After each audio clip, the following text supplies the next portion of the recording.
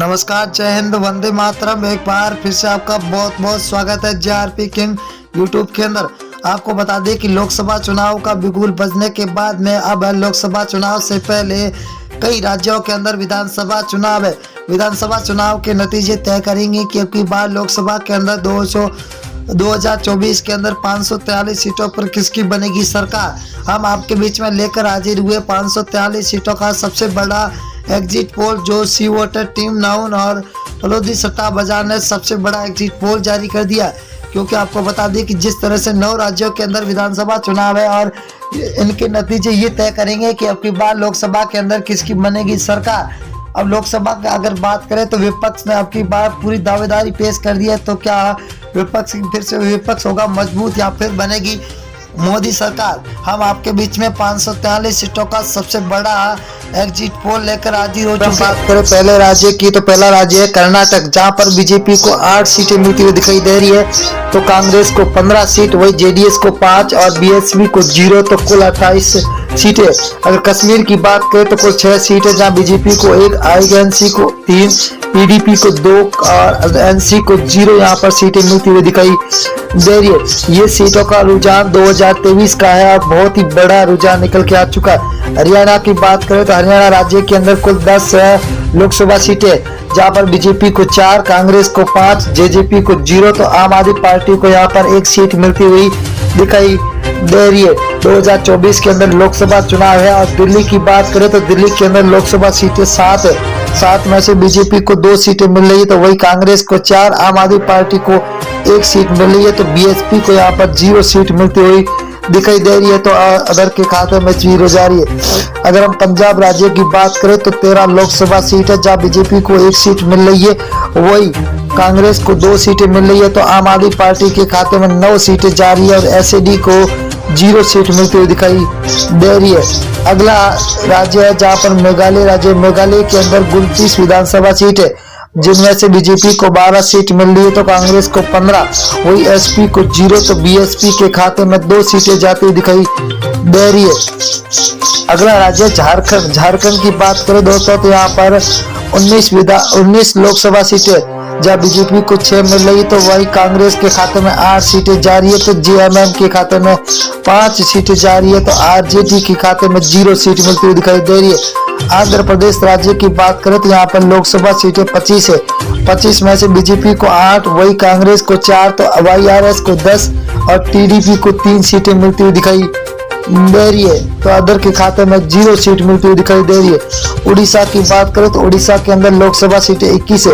21 में से बीजेपी को 6 सीट, वही कांग्रेस को 9, बीजेडी को 6 सीट और एनसी को 0 सीट मिलती हुई दिखाई दे रही है। बहुत ही तगड़ा महाउपनी पोल निकल के आ चुका। तमिलनाडु की बात करें तो यहाँ पर कुल 39 लोकसभा सीट है, जहाँ बीजेपी को 4, तो कांग्रेस को 5, डीएमके को 15, एएलए को 15 सीटें मिलती हुई दिखाई दे रही है, तो 0 खाते में जा रही है अदर के। अगर अब बिहार राज्य की बात करें तो कुल 40 लोकसभा सीट है, जहाँ बीजेपी को 12 सीट मिल रही है, तो वही कांग्रेस को 5 सीट, आरजेडी को 15, तो जेडीयू को 8 सीटें मिलती हुई दिखाई दे रही है, तो अदर के खाते में 0 सीट मिलती हुई दिखाई दे रही है। अगला है राजस्थान। राजस्थान के अंदर कुल लोकसभा सीट है 25 में से बीजेपी को 10 सीट है, तो कांग्रेस को 14 सीट, वही आरएलपी के खाते में 1 सीट जा रही है, तो आम आदमी पार्टी को यहाँ पर 0 सीट पर संतोष होना पड़ रहा है, तो अंदर खाते में 0 सीट। उत्तर प्रदेश की बात करें तो कुल 80 विधानसभा सीटें है, जहाँ बीजेपी को 32, वही कांग्रेस के खाते में 14, एसपीआई के खाते में 27, बीएसपी को 2 सीटें, वही अदर के खाते में 5 सीटें जाती हुई दिखाई दे रही है। अगला राज्य है उत्तराखंड। उत्तराखंड के अंदर 5 लोकसभा सीटें, जिनमें से बीजेपी को 3 सीट, वही आईएनसी को 2, तो बीएसपी को 0, आम आदमी पार्टी के खाते में 0 सीट मिलती हुई दिखाई दे रही है, तो यहाँ पर अदर के खाते में अभी 0 सीट जाती हुई दिखाई दे रही है। पश्चिम बंगाल की बात करें तो कुल लोकसभा सीटें 42 है। 42 में से 17 बीजेपी के खाते में जाते हुए दिखाई दे रही है, तो वही आईएनसी को 0 सीट है, तो टीएमसी को 25 सीट है, सीपीआईएम को 00 सीट मिलती हुई दिखाई दे रही है।